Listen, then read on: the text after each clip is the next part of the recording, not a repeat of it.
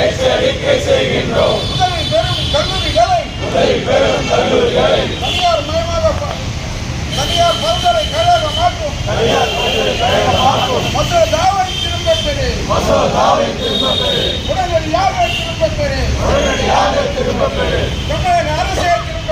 தமிழக அரசே திரும்பப் பெறு. கோரிக்கை இது கோரிக்கை. இன்றைய நாள் கோரிக்கை. கோரிக்கைகள் நிறைவேறாவிட்டால் கோரிக்கைகள் போராடும். போராட்டங்கள் தீவிரமாகும். போராட்டத்தின் முன்னாலே யாராட்டமும் செல்லாது. தமிழக அரசே உயர்கல்வித்துறையே திரும்பப் பெறு. மசோதாவை திரும்பப் பெறு. மசோதாவை திரும்பப் பெறாவிட்டால் போராட்டங்கள் தீவிரமாகும். தமிழக அரசே மசோதாவை திரும்பப் பெறாவிட்டால் போராட்டங்கள் தீவிரமாகும். மூடிய கைகளை மேலே உயர்த்தி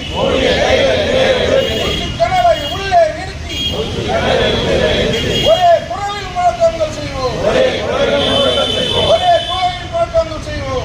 குரலில் முழக்கங்கள் செய்வோம். ஜிந்தாபாத். இன்குலாப்.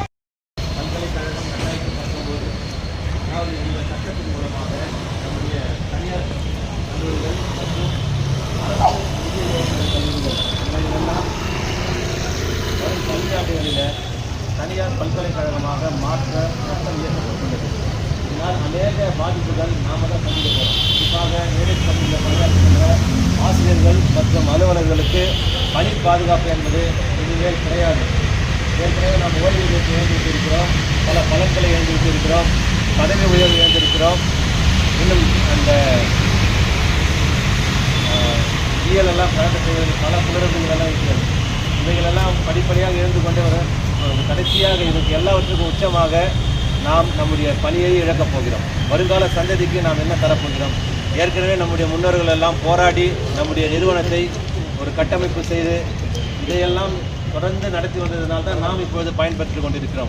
இப்பொழுது படிக்கின்ற பிள்ளைகள், நம்முடைய பிள்ளைகளுக்கெல்லாம் வருங்காலத்தில் எய்டட் கல்லூரி என்பது கனவாகி போய்விடும்.